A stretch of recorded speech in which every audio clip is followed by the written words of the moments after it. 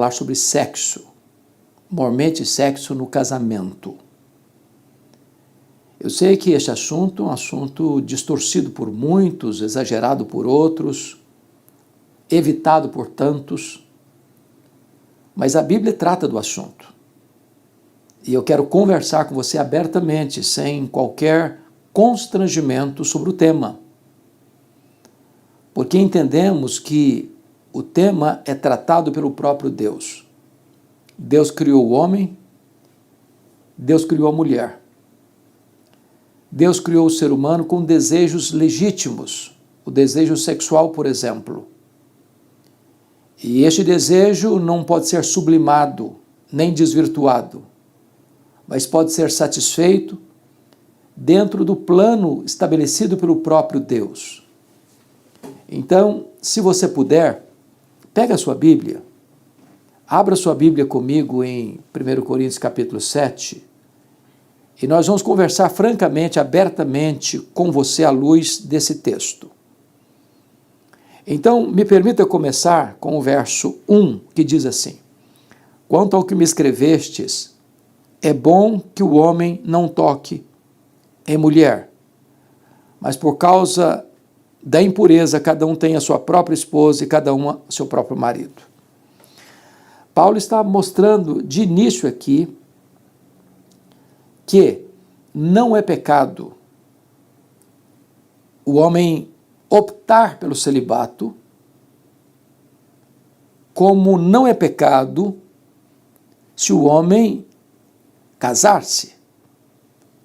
O contexto aqui é que a perseguição estava atingindo a igreja, e Paulo diz que aquele que é solteiro, que administra a sua sexualidade a ponto de não viver abrasado, seria melhor que ele se abstivesse do casamento por causa das consequências de uma perseguição, de ter que fugir daqui para ali, para acolá.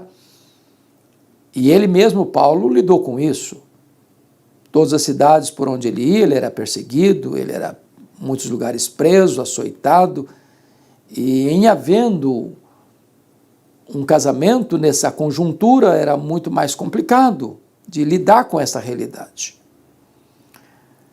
Paulo está mostrando aqui que não é possível o celibato compulsório.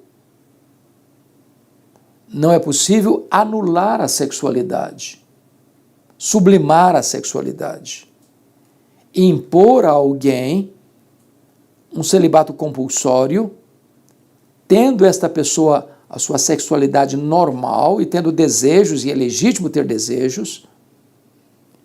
Paulo diz que é melhor casar. Ele diz, mas por causa da impureza, cada um tem a sua própria esposa e cada um o seu próprio marido. Paulo está estabelecendo aqui o que é casamento. É a relação de um marido com a esposa, de um homem com a mulher, de um masculino com o feminino. Esse é o projeto de Deus para o casamento e para a família. Quando chega no verso 3, então Paulo entra mais especificamente no assunto, quando ele diz assim: o marido conceda à esposa o que lhe é devido, e também semelhantemente a esposa a seu marido. É claro que o assunto aqui é sexo. Não podemos romantizar nem espiritualizar o texto. E é curioso que Paulo começa com o direito da mulher. O marido conceda à esposa o que lhe é devido. Ou seja, Deus garantiu à mulher direitos na relação conjugal e no prazer sexual. Cabe ao marido satisfazer a sua mulher. Mas por que esta ordem primeiro? E aqui é um ponto muito importante. Eu acho que você sabe que a sexualidade para o homem é uma coisa e a sexualidade para a mulher é outra coisa. O sexo para o homem é ato, o sexo para a mulher é afeto. A Marabel Morgan escreveu o livro A Mulher Total, e é um livro que toda mulher deveria ler, todo homem também. Ela diz que o sexo começa no café da manhã. Se o marido é rude com a sua mulher, em palavras, em gestos, no começo do dia, à noite vai ter pedra no colchão. O homem não precisa de prelúdio, o homem não precisa de preparo. Ele pode acabar de ter uma discussão enorme e 5 minutos depois ele pode ter uma boa relação sexual. Ele não precisa de aquecimento, porque ele pode ter uma ereção com 10 segundos e estar pronto para uma relação sexual. Se o homem não compreender a sexualidade feminina, ele vai querer ir direto ao ponto e a mulher não está preparada. Então o homem precisa conhecer a sexualidade feminina para poder atender à necessidade da sua mulher, aos direitos que a sua mulher tem garantidas pelo próprio Deus. Então o marido conceda à esposa o que lhe é devido. Semelhantemente a esposa a seu marido. Ou seja, o papel do marido é satisfazer a sua mulher, o papel da mulher é satisfazer o seu marido.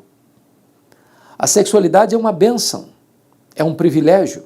O sexo é santo, é puro, é bom, é deleitoso, é ordenança divina no casamento. A mesma Bíblia que proíbe o sexo fora e antes do casamento, ordena-o na relação conjugal de marido e mulher. Ou seja, o papel do marido não é satisfazer a si mesmo. O papel da mulher não é satisfazer a si mesma. A relação sexual tem o propósito de satisfazer o cônjuge, não a si mesmo. Os dois entram na relação, cada um buscando a realização do cônjuge. Não é uma gratificação egoísta, mas altruísta. O amor não é egocentralizado, o amor é outro centralizado. Quando nós vamos para o verso 4, Paulo vai avançar um pouco mais no entendimento dessa matéria. Quando ele diz assim, a mulher não tem poder sobre o seu próprio corpo, e sim o marido, e o marido não tem poder sobre o seu próprio corpo, e sim a mulher. O que Paulo está falando? O que Paulo está falando aqui é que você não pode usar o sexo como uma arma, porque a vítima pode ser você.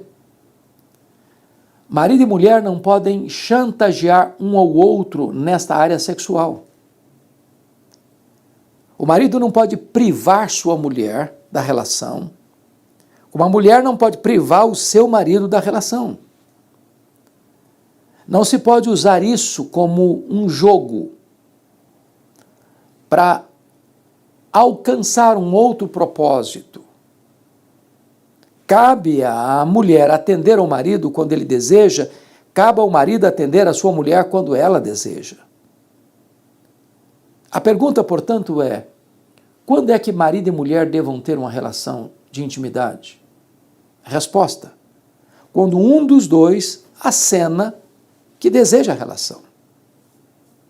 E nem é preciso fazer um longo discurso. Basta um olhar e todos sabem o que está acontecendo. A chantagem sexual é um grande risco no casamento. É um grande perigo no casamento. Porque há muitas desculpas que vão se ajuntando para sonegar um ao outro esse direito e esse privilégio. É até motivo hoje de brincadeiras e até de piadas jocosas, a questão das desculpas. Né? O cansaço de um, a enxaqueca do outro. E eu achei muito curioso que um colega meu, brincando nessa área, disse que comprou uma cartela de cibalena, gente, cibalena só para gente que mais de 50 anos que vai saber o que é, tá? Esse remédio acho que não tem mais na praça, não. E botou uma jarra d'água na cabeceira da cama, porque no caso, porventura, de surgir uma enxaqueca, já estava o remédio ali. É brincadeira. Mas as desculpas, às vezes, são esfarrapadas mesmo, para sonegar ao cônjuge o que ele tem direito. Né? Me permita dizer isso a você. Eu li uma tese de doutorado, uma tese séria, onde o autor tratou da questão do ato sexual, o ato conjugal. E ele disse nessa tese que o melhor exercício físico que estimula todos os músculos do corpo é uma boa relação sexual. Corresponde a uma caminhada de mais de 2 quilômetros. E aí, brincando com você, Se você fizer o dever de casa, você vai economizar na academia. Em vez de você ficar dando voltas no quarteirão, faça o dever de casa e você terá o seu corpo bem preparado para as atividades do seu dia. O marido conceda à mulher o que lhe é devido. Semelhantemente, o marido à sua mulher. Então, na sexualidade, conforme Deus ensina na sua palavra, é a mutualidade de direitos. Não tem espaço para o egoísmo. Sim, há todo espaço para o altruísmo na relação sexual. Mas o verso 5 é mais claro ainda, quando Paulo diz assim: não vos priveis um ao outro. Veja você que a Bíblia proíbe, condena o sexo antes do casamento. É fornicação. E quem entra por esse caminho está debaixo da ira de Deus. É só você consultar lá 1 Tessalonicenses, capítulo 4, versos de 1 a 8. Nessa sociedade que acha que namorar é ir para a cama, nessa sociedade permissiva, que um jovem, uma moça e um rapaz ir para o casamento virgens é motivo de chacota, nessa sociedade que não tem mais regras e nem princípios, arrancaram-se todos os marcos, é preciso voltar e dizer que sexo é legítimo dentro das balizas do casamento e não antes dele. Mas também o sexo é proibido fora do casamento. A Bíblia chama isso de adultério. E está lá em Provérbios 6,32, que só aqueles que querem se destruir cometem esta loucura. Então o sexo é como as águas de um rio. Dentro do leito ele leva vida, leva prosperidade, leva fartura. Mas se o rio transborda para fora do leito, ele provoca acidentes, desastres, inundações, arrastando casas, matando pessoas, trazendo grandes prejuízos e tragédias. O sexo é uma bênção, mas dentro do projeto estabelecido por Deus. Fora desse projeto de Deus, ele traz culpa, ele traz angústia, ele traz pesar, ele traz sofrimento, ele traz desespero. Então, a ordem é: não vos priveis um ao outro. Então, entenda isso. O sexo antes do casamento é proibido, é pecado. O sexo fora do casamento é proibido, é pecado. Mas o sexo no casamento é ordenança divina. De tal maneira que ter sexo antes do casamento é pecado. Ter sexo fora do casamento é pecado. Mas não ter sexo no casamento também é pecado. É uma desobediência, é uma ordem estabelecida pelo próprio Deus. Não vos priveis um ao outro. Aí Paulo abre uma cláusula de exceção, salvo, talvez, por mútuo consentimento, para vos dedicardes à oração e novamente vos ajuntardes, para que Satanás não vos tente por causa da incontinência. Então vamos entender aqui. A abstenção sexual entre marido e mulher precisa ser periódica, não por longo tempo, e não por qualquer motivo, para dedicarem-se à oração. À oração. E a única vez que a Bíblia diz não ore muito tempo também não. E novamente vos ajuntardes. Por quê? Porque pode existir desculpas espirituais para sonegar um ao outro o direito e o privilégio da relação sexual. Me permita uma ilustração. Eu estava certa feita no meu gabinete pastoral e entrou um casal já dos seus 60 anos. E disseram assim: olha, nós viemos aqui porque queremos frequentar esta igreja. E eu disse: vocês são muito bem-vindos. E a senhora disse assim: bom, mas eu só preciso saber que nós temos 20 anos que não temos relação sexual. Entramos nesse acordo. E eu observando a fala deles, depois disso, olha, com todo respeito, na época eu era muito jovem, eu disse: vocês têm idade para serem meus pais, mas vocês estão errados. Nem sempre quando marido e mulher estão de acordo, eles estão certos. Ananias e Safira também estavam de acordo, eles estavam errados. O que a Bíblia ensina é que a abstenção sexual precisa ser de fato consensual entre marido e mulher, por uma razão específica para dedicar a oração. E não é para ficar toda a vida também longe um do outro, sexualmente falando. E novamente vos ajuntardes. Então preste bem atenção nisso. O apóstolo Paulo, quando ele trata da matéria, coloca uma palavra aí que é a chave hermenêutica do texto. Ele diz assim: não vos priveis um ao outro, salvo, talvez, por mútuo consentimento. Por que coloca o talvez? Por quê? Já que ele é inspirado pelo Espírito Santo. Por que coloca o talvez? Então, me permita aqui. Eu vou tirar o talvez do texto para ver como é que fica. Eu vou ler sem o talvez. Não vos priveis um ao outro, salvo por mútuo consentimento. Ou seja, se você tira o talvez, se os dois estão de acordo, está tudo bem. Está tudo bem. Não se questiona isso.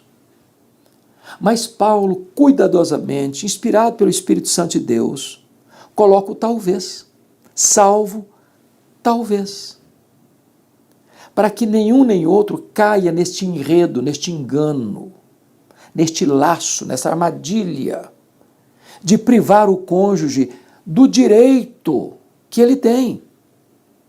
O marido conceda à mulher o que lhe é devido, semelhantemente a mulher conceda ao marido o que lhe é devido. É direito, garantido pelo próprio Deus. Diríamos nós hoje, é cláusula pétrea. Não se pode mexer. Então você quer orar, você quer dedicar a oração, você tem todo o direito, mas isso de acordo um com o outro, conversando um com o outro. Mas novamente ajuntar. Por quê? Para que Satanás não tente por causa da incontinência. Satanás está olhando esse cenário todo. E ele é tentador. E se o marido não tem o que ele tem direito, se a mulher não tem o que ela tem direito, se um está privando ao outro da relação sexual, Satanás entra na jogada. E bota uma pessoa na linha. Sedutora, sedutor. E aí a relação vai enfrentar um grande esbarro de uma traição, de uma relação fora do casamento, que vai ser um desgosto, vai ser um pesar, vai ser uma culpa, vai ser uma tristeza, vai ser uma tragédia. Deus é sábio, Deus criou a gente, Deus nos conhece, Deus sabe dos perigos que se corre. E a Bíblia está orientando como é que marido e mulher devam se comportar e agirem dentro desta matéria, com este assunto. E novamente vos ajuntares, para que Satanás não vos tente por causa da incontinência. Eu tenho aconselhado e tenho recebido tantas pessoas, e recebo cartas, e-mails, WhatsApps constantemente, de reclamações nessa área. Quando a esposa esfriou com o marido, e ele procura e ela diz: não, eu estou cansada, estou com dor de cabeça, não quero agora, não estou com vontade. E vice-versa, a mulher procura o marido e ele dá desculpa. E ele dá desculpa, e ele dá desculpa. E o que vai acontecer? O diabo Satanás bota uma pessoa na linha. E aí a consequência vai ser trágica. E aí o casal vai sofrer. Então, preste atenção nisso. Deus criou o homem, Deus criou a mulher, Deus instituiu o casamento. Deus mostra que esta relação precisa ser pura e ser santa. Por exemplo, lá em Hebreus 13:4 está escrito assim: digno de honra entre todos é o matrimônio e o leito sem mácula. O casamento é digno de honra. Na nossa sociedade que está confundindo as coisas, bagunçando as coisas, botando as coisas pelo avesso de ponta cabeça, o casamento é uma instituição divina entre um homem e uma mulher, Está lá em Gênesis 2:24. Por isso deixa o homem, seu pai e sua mãe, se une à sua mulher, tornando-se os dois uma só carne. Então é digno de honra. Até Jesus voltar, vai ter casamento, porque é uma instituição divina e o homem não pode destruir o que Deus faz. Mas está escrito, digno de honra entre todos é o matrimônio e o leito sem mácula. A palavra leito, na língua portuguesa, é cama. É um sinônimo de cama, leito. Mas a palavra no grego não é cama. A palavra no grego lá é koité, é coito, é relação sexual. Até porque no mundo da mobilidade de hoje, você hoje está dormindo nessa cama, amanhã naquela outra cama, no outro dia na outra cama, você já se hospedou em tantos lugares, em tantas casas, em tantos hotéis, e você não tem a garantia de que aquele leito ali é um leito puro, sem mácula. Você não sabe se a noite passada foi um devasso que dormiu naquela cama. Então, claro que o autor aos Hebreus não está falando da cama, está falando da relação sexual, que precisa ser pura. E aqui tem um ponto muito importante. Com o advento da internet, das mídias sociais, no toque de um dedo você pode acessar um site pornográfico. E a estatística prova, tristemente, que 60% dos homens, num momento ou no outro, tiveram algum envolvimento com pornografia. Que 43% das mulheres, num momento ou no outro, tiveram algum envolvimento com pornografia. E pornografia é um vício que destrói a mente, que destrói a alma, que adoece a sexualidade. Porque a pessoa começa a encharcar a mente dela de tantas cenas de impureza, de maluquice nessa área, que daqui a pouco ela vira dependente. É como uma dose de cocaína, a dose de ontem não serve para hoje mais. E a pessoa vai vivendo essa fantasia sexual e vai se corrompendo e se enlameando com essa impureza sexual. E pior, se ela é casada, ela vai querer importar essas práticas nefastas para dentro do leito conjugal. E a Bíblia diz que digno de honra de todos é o matrimônio e o leito sem mácula. Em outras palavras, você não precisa de nenhuma película pornográfica para estimular a sexualidade. O seu corpo é todo ele sensível à sexualidade. Vocês não precisam de nenhuma cena externa ao leito conjugal para terem uma boa relação íntima. Aliás, está provado estatisticamente que os casais que têm uma vida sexual pura são os mais felizes na vida sexual. Me permita contar-lhe uma experiência. Eu estava morando nos Estados Unidos no ano 2000, 2001. Eu recebo um telefonema anônimo de uma senhora, jovem senhora, que me disse assim: Pastor Hernandes, eu estou vivendo um drama, preciso de ajuda, de socorro. Eu perguntei: o que a senhora está vivendo? Ela disse: o meu marido é viciado em pornografia. E ele está no fundo do poço, no mais alto grau de degradação. E agora ele está me chantageando, porque quer que eu me deite com um amigo dele que frequenta a nossa casa, para ter uma relação sexual com um amigo dele, para ele assistir a cena. Isso é o fundo do poço mesmo, de depravação, de decadência moral. E ela me disse: pastor, o problema é que esse amigo é mais jovem, mais belo do que o meu marido. Já não aguento mais de tanta pressão. O que eu faço? Eu respondi para ela ao telefone: confronte o seu marido. Se ele não se arrepender e não mudar, divorcie-se do seu marido. Abandone o seu marido. Eu disse para ela: é melhor você ser uma mulher divorciada do que ser uma prostituta. Se você ceder aos caprichos e fantasias do seu marido, você vira uma prostituta. Você destrói a você mesma.